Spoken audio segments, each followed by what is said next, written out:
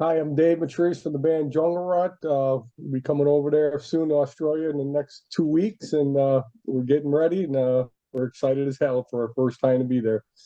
Hell yeah, Dave. Thanks for joining us this morning, brother.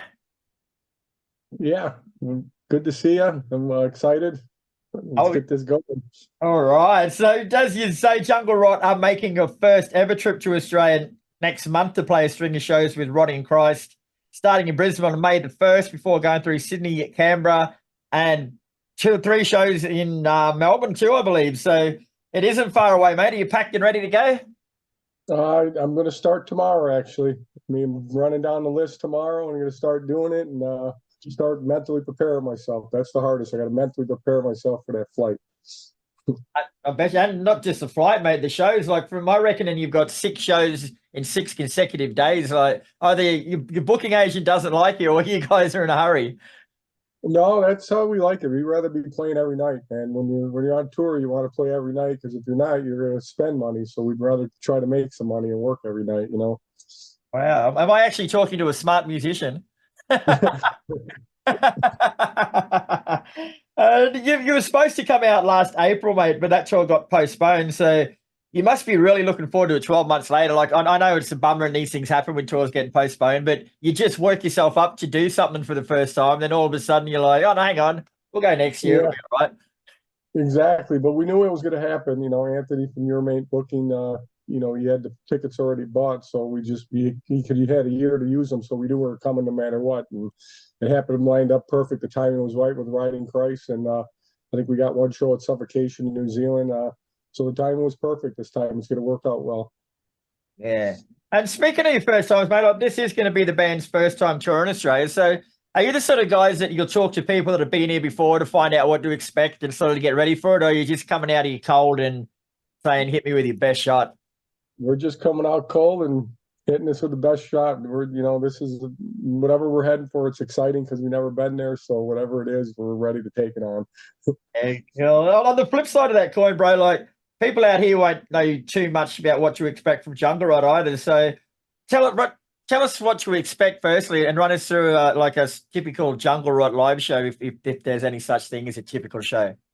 Well, all I can say is we're the real deal. We're a real old school death metal band. I don't know if people ever seen a old school death metal band. We're the real deal, and usually at a typical show, a lot of violence, a lot of headbanging, a lot of old school pits, and that's what we bring when we play our music.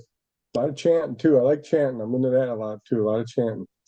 A lot of chanting, as in like chanting, crowd chanting back with you when you're singing, or just Don't go right, don't go right. The typical hey, a lot of that, man. I'm into that old school stuff. we'll put that call out there, mate, and we'll try and get as many people going Jungle Rod as they can. Just give Sure, you a for surprise. sure. Now you're coming over, as we said before, with Roddy and Christ, mate. So it's a brutal double act, man. So why do you think you two bands in particular make good touring partners? No, I think it's a good package because we're completely different. You got a death metal band, and you got Riding Christ. What do you label them as? I mean, they're kind of like a rock star band. They're amazing band. I think for us, it's really something special because we get to play in front of a different crowd. Showcase ourselves in a different audience, and that's what we like doing, trying to win them over one by one. Every night, and that's what we're looking forward to. So, like, with the mentality out, I guess, bro, like, what do you go, like, you're opening for Rotting Cry. So, like, do you, with no disrespect to the main band, but do you guys go out there to try and kick their ass every night, or are you going out there just to warm the crowd up and have fun? We're gonna go up there, warm the crowd up, man. That's what our job is. I mean, but we're gonna bring it as well too. I like playing with them. They're really very production band. They're going to have a lot of production going on. I know I've seen them before. They're great. And then you got us. We're more of a plug and play band, and I like that. So it's just going to make us a lot more raw, just plugging and playing and just throwing it down their throat. Listen, now you mentioned just before the Rotting Christ are a difficult band to label, but you guys yourself, you've got a lot going on musically. Like your music blends old school thrash with the death metal. There's crossover and crust punk in there. Like, where did that sound come from initially? Like when you guys started, I couldn't imagine that everyone was doing that. Like, did you sit down and have a Yeah, meeting and say we want to do this and this, or did it just come together? I, I think it just came together. That was a little bit of everything, the recipe, like a Frankenstein. We got a little bit of everything. I grew up on like, obituary and SOD, all that stuff. And that's kind of what we are, a little bit of that, that's what I kind of feel is. Now, how about during like the writing process, mate? Like, how do you find the balance between all those influences? Like, is it trial and error? Like, how do you know when you've gone too far with one style and not far enough with another? Uh, I think for us over the writing, it's all feel. We kind of just feel it out, and we keep going till it feels right. And when it feels like it's finished, that's when it's finished. We kind of don't really spend too much time on trying to write too long of songs. We like them, 3.5 minutes, and that cat it in that time frame, just to let them just, dissolve it all enough, and then give them more. Give them a break and give them another 3 minute. I like that length song. Like, you guys really are old school, mate. I reckon there's a few younger bands these days could take a bit of a tip from that and just get it, just Oh, do yeah, it, stick to the basics and don't fuck around. yeah, yeah. That's what we do, pretty much. So going back in time, bro, like Jungle Rot started back in 1992 with you joining it 1994, mate. So what was your early vision for the band back then, and how's it changed since? The early visions were doing just what we're doing now.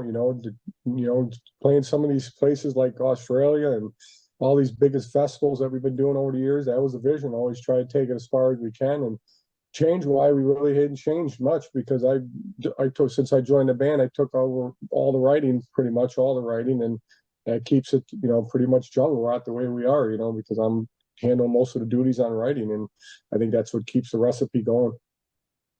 Like over that 30 plus years of being in a band, though, mate, like there's been so many trends coming out in the music industry, so much bullshit going on in there, but you guys have stuck true to your DNA, I guess. Like, but how difficult is it surviving, I guess, and existing as a band when you refuse to conform to what everyone else is doing? I know what you're saying, man, because that's been like the saying of our career, but I've always said, not to use any band, but like Slayer, a band like Slayer, they've never changed their whole career. That's not easy to do. It's so easy to change from the flavor of the month or what's hot and what's not, and it's not easy to stay true to yourself. And I think more bands should be applauded doing that. We made an identity of what we are with our name and our sound, and we want to keep it. That's who we are. And you released your 11th studio album, A Call to Arms, back in 2022, mate. So how would you say, like, we're talking about you guys sticking to your roots and are who you are, but how would you say Jungle Rot's sound, I guess, has grown or changed over the course of your 11 albums? I I think it progressed. Every album progresses more, just in writing wise, riff wise, just lyrically wise, just everything, production wise. I think you always want to top the last one, but like I said before, most of it's always going to sound like Jungle Rap because of the writing. But I think everyone's better than the last one. I mean, and that's our goal, is to try to make the next one better than the last. That's what we like doing. Now, you mentioned your role in the writing process for the music for the band, mate. So after 30 years, I guess, of writing and 11 albums, mate, like, does it get easier or harder to come up with new, fresh material the more you write? Easier. I mean, because we know what we're doing, and we got a formula that works, and it just comes that much faster. I'm always picking up the guitar, writing riffs. It just seems like some guitar players can relate to me. You can just pick up the guitar and you can start writing. I could just start writing riffs, and the ones that stick to your head, you remember, and then you just start building them up and record them on your phone. Before you know, you have 10 changes, 12, 15, 20, and then eventually it just comes together and makes a song. I mean, it's a beautiful thing. It is indeed. So you will be out here in May, as we say, mate, but it's a smash and grab run of shows while you're in Australia. So what's next for Jungle Rod after that, mate? What do you got planned for the rest of 2024? We'll come back from that and keep writing. We got a month to write, and then we're heading to Europe for like six weeks. We leave in June. We get back in August, and then we got a month to get ready to go in the studio in September, and then start all over the first of the year in 25. Just a continual cycle, isn't it? The cycle of metal. What more could you ask Yeah, for? yeah, it's exactly what it is. I mean, we'll probably release it in the spring of 25 and then get back out there. But it's really amazing, when you're in a band and you think 25 already. When you plan ahead, it's amazing how fast the years become, because you're planning 6, 7 months ahead. So the years go so much faster than they normally do. Yes, they do. But it's not going to take another 30 years to come back out into Australia, though, is it? I hope not. I think when we come out there, we're gonna win over the crowd, and I think we're gonna hopefully make a demand for us, and we'll be back there in 25 as well on the new album. Sensation, Dave. Well, thanks very much for your time, mate. Just to refresh everyone's memory, Jungle Rot will be here with Rotting Christ from May the 1st, going to all the capital cities. So check out your socials and grab yourself a ticket.